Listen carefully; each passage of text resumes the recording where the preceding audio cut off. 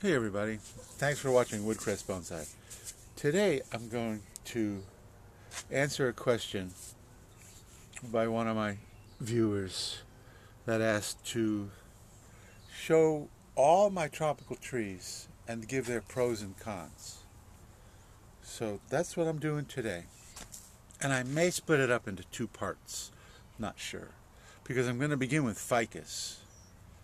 And I have 7 different species of ficus that I grow. And I have to tell you honestly, I don't know the identity of some of them. The ones that I have not identified are the ones that I acquired from my friend when she liquidated her collection. And that's not that big of a deal. I still, as ficus, they all fit under the same category. Ficus is a huge group of trees and plants, like over 800 different species found around the world in the tropics. And they range from huge banyans that can get hundreds of square feet across to vines that have tendrils that can send them straight up a brick wall. And even the edible fig is a ficus. And the edible fig is actually a little hardy to cold. It won't take severe cold, but it's hardier than most tropical ficus. And the vast majority of them are tropical. No ability to withstand freezing temperatures. So I just wanted to go over the species that I have and just talk about them in general and, once again, the pros and cons. So this is narrow leaf ficus. The taxonomists have been playing with the name for a long time. It used to be Ficus salicifolia, which meant willow leaf ficus because the leaves resemble the leaves of a willow. And it's been Ficus nerifolia. And I think it's now called Ficus salicaria. Regardless, it makes a great bonsai. The pros of a lot of ficus is they form very thick trunks. They grow very quickly. They form thick trunks quickly. And they're very tough. They can take a certain amount of dryness. They can take pretty poor soil. They can take, a certain amount of abuse and still do just fine. And the biggest con is that they're tender to cold. There's a couple other things I don't like about ficus, and that is that they produce a very milky latex sap. So if you're working on a tree extensively, that stuff can just get all over, and I just hate that stuff. If it gets on you, it will become just a sticky mess. If it gets on your clothing, it will stain forever. So I don't really call that a con, but it's certainly an annoyance. I try to avoid the sap. The narrow leaf ficus is such a great bonsai because the leaves are already naturally small. Now, I featured this tree in another video that I will send you a link to at the end so you can watch that video. So these leaves are actually still immature. So they're actually smaller than the typical narrow leaf ficus, but still, because the leaves are so naturally small, they make the proportions is very easy on these trees. Leaf miniaturization is virtually non-existent. You don't have to worry about it at all. So that's ficus. I call it nerifolia, narrow leaf ficus. But I do believe that the taxonomists now tell us that we're supposed to call it salicaria. What's in a name, right? And I'm going to move this guy out of the way and then bring some more in. There may be times when I'm going to pause the camera so the new species will just pop. Boop. Okay, these guys are very young Ficus philippinensis. And there's a whole group of ficus that are in what they call the Benjamina complex. Ficus benjamina is the house plant up north that is ubiquitous, you know, in people's homes and in offices. And there are many, many, many trees that have a very similar leaf. So they're put in what's called the Benjamina complex. And philippinensis is one of those. These guys love to produce aerial roots. Now these are just very, very young seedlings. But if we look at this guy here, he's already producing aerial roots, even just 1/8 of an inch thick. Don't look at the weeds. So I have a video on the large philippinensis that these were cuttings from, and turning it from a round bullet pot into a very long oval and turning it into a banyan. So I'll leave that one too, that video at the end, that you can watch that video. Okay, what's next here?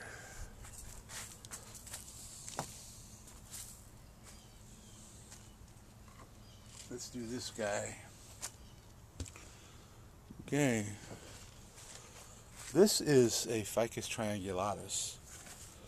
And it's no wonder it's called triangulatus, because the leaves are triangles. These are much larger leaves, so they usually make better large trees. But this is another one. Now this is just a cutting. And if we go up, we go up and up and up and up. And this thing has grown like absolutely crazy. Oops. What's happening? I don't know. My tripod is malfunctioning. Anyway.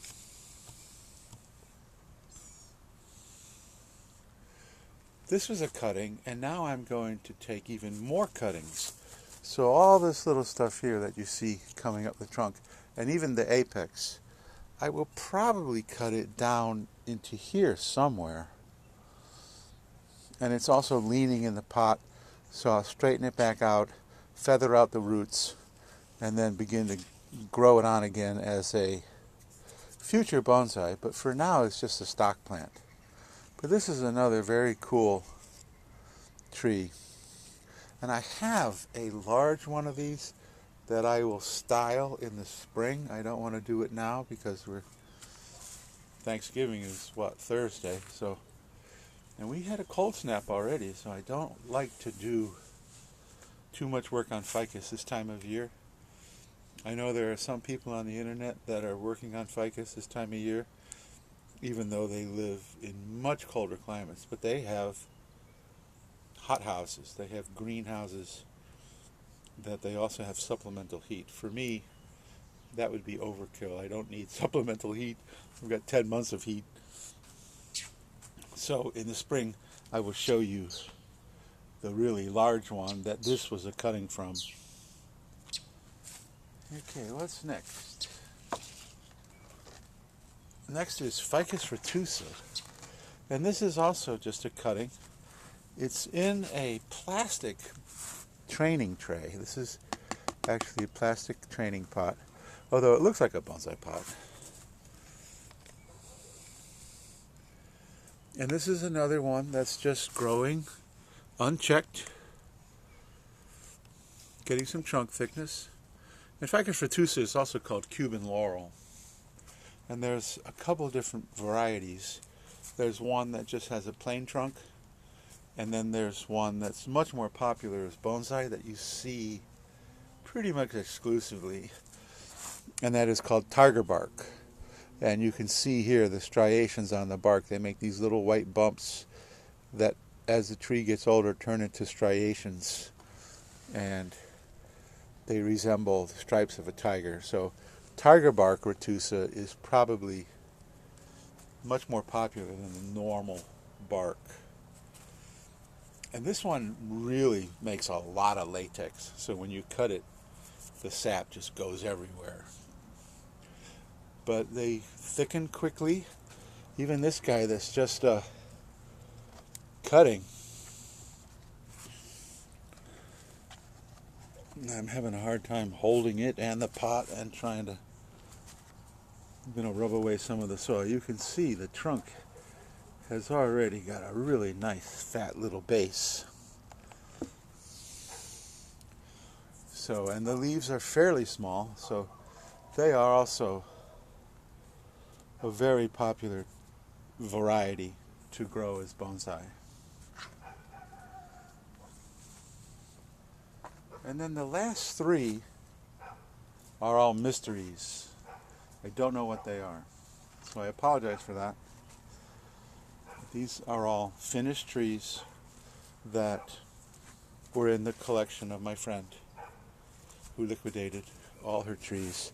And I was able to, I did a bunch of work for her. I didn't just get them. She didn't just give them to me. We traded a tremendous amount of labor for the trees. But that worked out perfect for both of us. And I don't know what this is. I also featured this tree in another video where I took a bunch of cuttings. I only got 2 that rooted. But that means that I have 2 that I didn't have before. So even if I have poor rooting percentage, I still, even if I get 1 or 2, it's still, I consider it a success, right? I mean, I'm not a commercial grower. You know, if I was a production manager at a commercial nursery and I only got 2 cuttings to root, they'd fire me. But they are doing beautifully. And as you can see, this tree from the first video has just responded with a whole bunch of new growth. And I'm thinking of maybe changing the front on this tree, something more like that. But I'm really enjoying this tree, even though I don't know the actual variety. And that's okay, it's just, I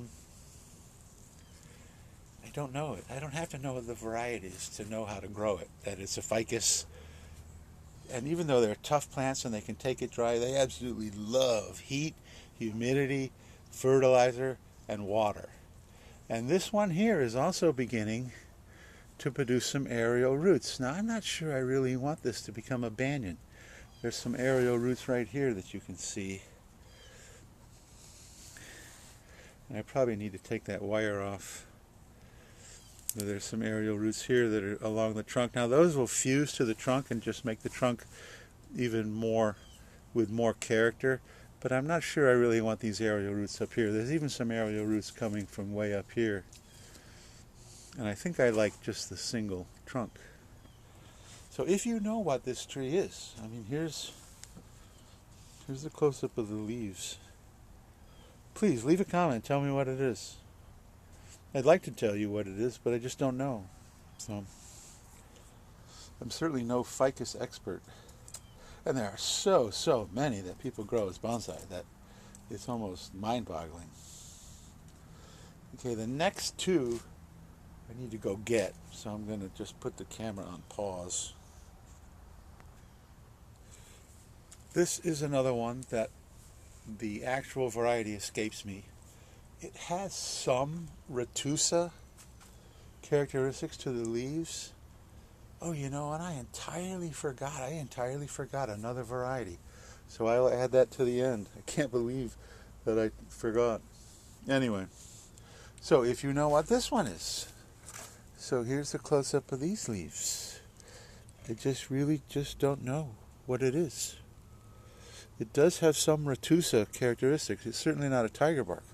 It's producing aerial roots like absolutely crazy.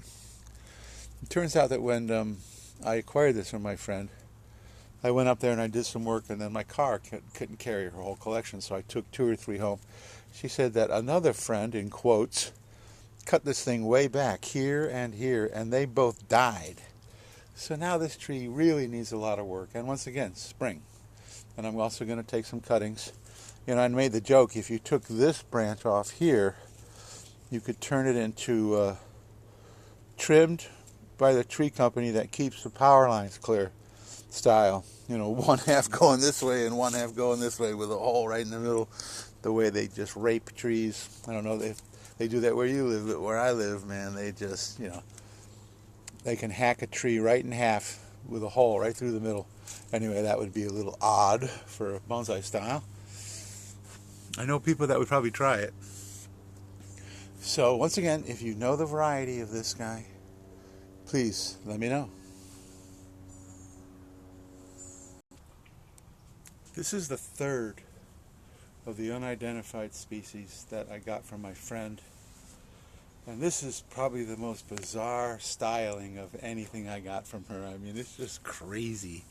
It sort of reminds me of the creature, which is a green island, but I don't think this is a green island, especially since the way it's growing. If we look at the top, this elongated growth like that, green islands just don't elongate like that. So this is another one. If you can help me out on what variety this is, please let me know, because I don't. It sure is funky though. It's got some strange movement, and once again I'm letting it grow way out, because obviously the canopy of this tree should have all of this stuff here removed and grow, more of a canopy. I'm thinking very seriously of taking this tree and cutting it into parts. So like this part here would be a very interesting tree just all by itself, I think. It also had a tendency to make very nasty knobs. There's a big knob here, there's a big knob here, and there's a gigantic knob right here, which is difficult to see because of this branch poking right in front of you. Another very interesting aspect of this tree, and a lot of ficus, this may be another con, is they love to escape from the pot. And this one is well on its way to escaping from the pot. Look at all those roots. And some roots like here are coming from the top, but the vast majority of all the rest of this is actually coming from the drain holes. So it has said, I do not want to stay in this pot, and I'm going somewhere else. And they go way, way down too. I mean, way down. Some of them are 3 feet long. So please, if you know what this is, let me know. It's a funky tree, there's no doubt about it. It's kind of cool. It's like, sometimes, I don't know what I would call it. A lot of my styling is not drastic, let's put it that way. But this one has some very interesting styling. So then we've got one more to go. And last but not least of the varieties of ficus that I grow is Green Island ficus. Green Island is actually a dwarf. I've never seen a Green Island ficus, even decades old, even in the ground, be more than 3 or 4 feet high. They spread like crazy. My neighbor, who I'm going to try to talk him out of them, let me dig them up, because they have massive trunks. He's got some that are about 3 feet high, maybe 3.5, but they're 10 or 12 feet across on the ground. They grow almost prostrate along the ground. And they stay very compact. They don't really ever elongate. Like if we look at the triangulatus, we put the triangulatus in the back, Green Island never elongate like that. And there's a couple different varieties of Green Island. One has these little pointy leaves, and then there's another variety that has more rounded leaves. And the video that I took of the creature, that's where this leaf came from. This came from the creature. So I will leave a video at the end on him too. But Green Islands also are a fantastic bonsai. They even though they don't grow tall quickly, you can really produce a lot of ramification and get very nice trees in fairly short order. So that's pretty much it for my ficus collection. And I think I am going to do part 2. So to review, ficus, the pros of ficus is that they grow very quickly with good water and fertilizer and a lot of heat. They can really take off. They make very cool, thick trunks fairly readily. They're a tough plant too. If they forget to water maybe once They're not going to die outright. You may have some leaf drop or problems like that, but they're a tough plant that can they take to care in a bonsai pot fairly well, although like the one that we just saw, one of their cons, I suppose, is that they are always trying to escape. And I have had trees that like are in just a growing area where I have not really paying too much attention. I've had them grow out of their pot and then infiltrate the next pot and start sucking the energy out of the next pot, like competing with each other. So that can be a con. For me, maybe it's just because I just can't stand getting that stuff all over me, is one of the biggest cons is the sap. I just hate getting full of ficus sap. It's just nasty stuff. It takes forever to wash off your hands. It'll stain your clothes forever. But that's really about it. They are a fantastic tropical tree that most people in the tropics grow ficus as bonsai because they just are fantastic. And there are even people as far north as Canada that have a lot of ficus, but they have a hothouse or a greenhouse. And if you are in an area that is prone to freezing and you want to grow tropicals, regardless of whether it's ficus or the other ones I'm going to talk about in part 2, I highly recommend you get yourself a greenhouse, a hothouse, a glass house. Normally they have some kind of cantilever system where you can open up panes on the roof to let out the heat when it's too hot. But bringing a plant inside is just, for me, I just never bring my trees inside except for maybe a day or two. Like I brought them into the garage in the hurricanes, Hurricane Milton that came by.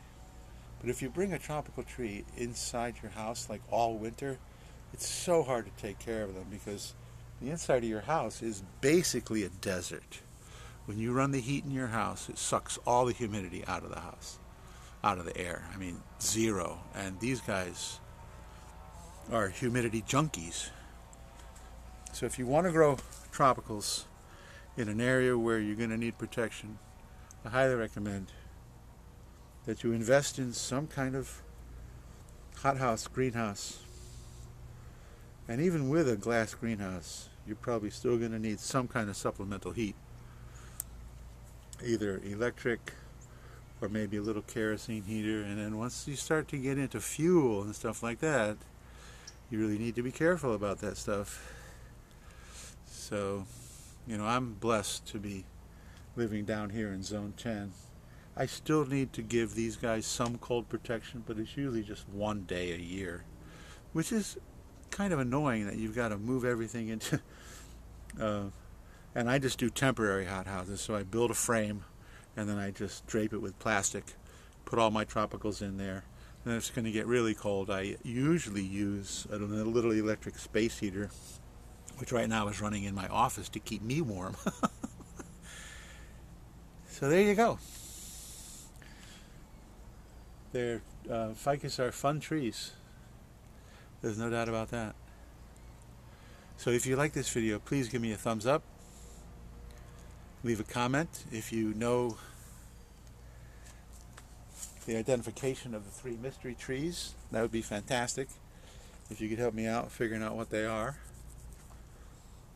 And if you subscribe and hit the notification bell, I've got numerous ficus that are all in the works for some major styling and repotting in the spring.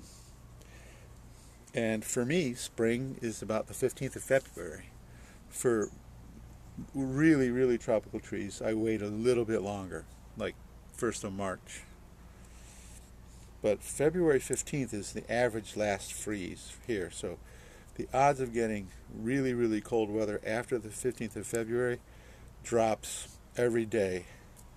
And the record latest freeze is March 15th. So that is like, it's never frozen after the 15th of March. So, and the odds of that happening are just so low that I usually start doing most of my work on the 15th of February. So thank you so much for watching. Part 2 will include, this was only one group, Ficus, but part 2 will include any number of different species, black olives and Brazilian rain trees and other such plants like that. So thank you so much for watching, and I will see you in the next video.